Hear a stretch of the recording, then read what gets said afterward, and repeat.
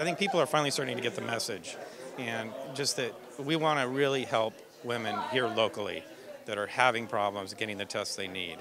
And I think everybody's rallying behind that message. We are here at Forman's Foundation to find a cure. It is the second annual tournament, and Jane Seymour joins us. Behind us, what lovely work. Tell me about it. Well, I started painting about at least 20 years ago now, and it was really a form of healing for me. I went through a very bad divorce. I lost my father to cancer, and I was going through a really tough time, and my mother had always told me that when life was tough, to go out and help someone else, and by helping someone else, you would help yourself heal. And so I went to a child abuse foundation event with Child Help that I support, and rather similar to the event tonight. And while I was there, I saw a silent auction thing to have my kids drawn or painted, and I bid on it, and I knew that I was going to be penniless and homeless. And I gave the last money I had to the foundation for this. And this guy turned out to be a great artist who gave me some lessons in painting. And the next thing I knew, I had a whole new career. So, you know, I really feel that when you give back, when you give of yourself in any way that you possibly can, especially when you're hurting, and I think that's really what Mark is doing, and that's what's so amazing about, you know, the Forman Foundation, is that when you have a personal reason to do this, you can make such a difference for so many people, and it makes a difference for you too. Well, it's actually interesting. I was just thinking of this beautiful piece of prose that I have in my book, the Open Hearts book, and at the end of it says, don't be afraid that your life will end. Be afraid it will never begin. So instead of worrying about when it ends, it's going to end for all of us. Just be in the moment and live your life and do everything you can to have the full experience of life. You know, everybody can do something to make a difference, and in so doing, it feeds you, it helps you, it brings love into your life. And that's really what my whole open heart thing is all about, is, you know, when you open your heart, love comes in your life. And I think, you know, the generosity of the people tonight, it will bring happiness into their lives. They'll feel they've made a difference. It comes back 10 times over. I mean, this particular organization, meeting Mark, understanding the man he is and what he went through, for him to put his life and everything forward into such an amazing cause to help out so many other people that he doesn't even know. I mean, come on. I mean, what else can we be doing with our lives to make a difference? This is amazing. You know what I loved? Jane Seymour said that when you're hurting and you're going through something so painful, to reach out and give to someone else actually helps to heal you. You know, if only the rest of the world could follow in those footsteps and do what we all come out here to do, I mean, it would be a different place. It would be a different place. It would be such a better place to live. Okay, so. And the real truth is, we have a blast, don't we? We have an amazing time, and this is not water. I love you, baby. Love you too, sweetheart. Thank you. We are speaking with Joe Cortez and Sylvia Cortez, and we're talking a little bit about how to introduce them. Now, of course, you're Hall of Fame referee, but you know what I think is more important? They've been married 45 years. Right. And they've survived breast cancer twice. It all has to do with family support, and I've been blessed. I have my 3 daughters and my darling husband and my mom and my brother and my grandchildren. They all gave me all that support, so, you know, and great friends too. So that makes you get through everything. And of course you want to be able to live to see your grandkids grow up, so that's an added plus. Sylvia's been a true champion. Like I say, in the ring, the champion get knocked down, you get up. Never take the full count, you keep going forward. That's why Sylvia is my undisputed champion, because of her, you know, will to keep going forward, and of course get the word out, awareness on breast cancer, and we're advocates for stem cell research, so hopefully we'll find a cure for breast cancer one day. With my stepmom, you know, it's hard to watch somebody just go downhill, and it wasn't fast. You know, this was like a 4-year process. Now she had a little weight on her, so she lasted longer than some of my neighbors who were thinner girls. But the same things happen to all of them. They get weak.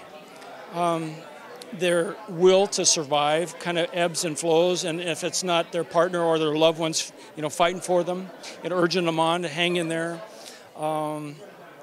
Boy, it's tough. It's hard to watch people you love just dwindle away. So anybody out there that's been affected by this, I know what you're talking about. I've been there. And that's why we're here today, to try to raise money to find a cure for this insidious disease. We just cannot get complacent about this thing. I've said this before and I'll say it again. What we don't realize, we always think that it'll happen to somebody else, but it hits very close to home. If we take our safety for granted, then I think we're being delusional. It's important for us to get the word out so that the young people who are not aware of it get aware of it. Early detection is key. Our aunt, who we're very close to right now, is actually fighting breast cancer. Yes. So we mainly came, yeah, no, that's okay. She's a strong, strong woman, and we know she's going to survive it. But that's what we came out here for, is to support her. It means a lot to her that we're out here. And then we also have a few friends that are involved here. So, you know, and Bree and I, we love charity events, and we love supporting a great cause. Yeah, you know, our community does so much for us that would like to give back to them. We're all about it. It hits home when it happens to someone that you know. And that's a sad thing. You know, everybody has to wait till it hits home before someone actually really gets up and does something when they really shouldn't wait. This is something that people should get out and get involved in, because it's important. It's that important. So it also happens to men. Not as often, but it does happen to men too. So, you know, it's something that everybody needs to get out and support. There are so many wonderful people here tonight supporting Forman's Foundation, and it is all about finding a cure for breast cancer. Joining me is MacArthur Lane and Nick Lowry. But both of these big guys, I mean, I'm small, but these guys are big guys. Tell us a little bit about who you played for and why you're here tonight. I'm here for one reason. That's for help raise money for a cure for breast cancer. I had the privilege to play 11 years in the National Football League. I #1 draft choice with the St. Louis Cardinals. I got traded to the Green Bay Packers and ended up my career with the Kansas City Chiefs. That's right, and Kansas City Chiefs, of course. Nick Lowry inducted to the Kansas City Chiefs Hall of Fame just recently. Thank you. Tell us about being here tonight. Well, you know, I think one of the things the Chiefs did, maybe better than some other teams in the NFL, is they understood that players have such a gift and a blessing, and to use that stage to give back. And what's really been clear in the last 2 years, Phoebe, is how much consensus there is in all the sports of wearing that pink ribbon, understanding that breast cancer is maybe even more special and more important a cause. They're all important, but it's something that shows that really macho men can wear pink. Do you know who I'm standing here with? I mean, first, you got to check out these rings. Then, if only this were smell-o-vision, because I'm telling you. It's Jeff Barnes, 11 years with the Raiders. Two-time world champ, Oakland Raiders, played 11 years, and I'm just so happy to be here for this event. Mr. Forman is a great guy. I came down last year. It's grown, leaps and bounds, more people. Quadruple. Oh, more actors, stars. It's just happy. I'm just happy to be here with all these good people. Well, we're glad you're happy. We would not want to see you mad. Oh, you better stop. You better stop. Oh, yeah, because if Dan Fouts see me to this day, he'll start running. No doubt, yeah, no Dan doubt. Fouts, he's my man.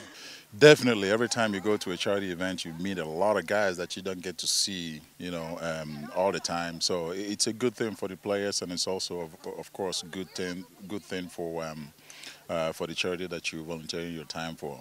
Second annual golf tournament. Yeah. We're so glad you're involved. Yes. Have you been touched by breast cancer? Anybody in your life? Yes, of course. As a matter of fact, I'll be serious. My sister has lymphoma. She's in remission right now. I also do another, on the board of another one. Well, actually, I help out for 8 years. Wendy Jo Sperber, who just passed away. She was on Bosom Buddies, so I do her tournament also. So I'm attached to a lot of charities. And I like that. I like being part of charities. It really says something when you're standing next to the person, the actor, who's in a show that was more watched than Baywatch. We passed Baywatch. Kevin Hercules Sorbo. passed Baywatch in 1996. I got to brag about that. Yes, you do. We had a nice 7-year run. I lived in New Zealand for 7 years. That's where we shot it down there. Why would you come to something like this? How does it affect you? You know, I'm a big a believer in charities and foundations. I support a lot of different groups, a lot of different good causes, and the breast cancer is very close to me. I've had friends that have actually died from it, and friends that have had it. Actually, a very, very dear friend of mine just recently was diagnosed, but everything, it looks good. That she's had the surgery and everything looks good. So, you know, if I can lend any support in any way, I'm here to do it.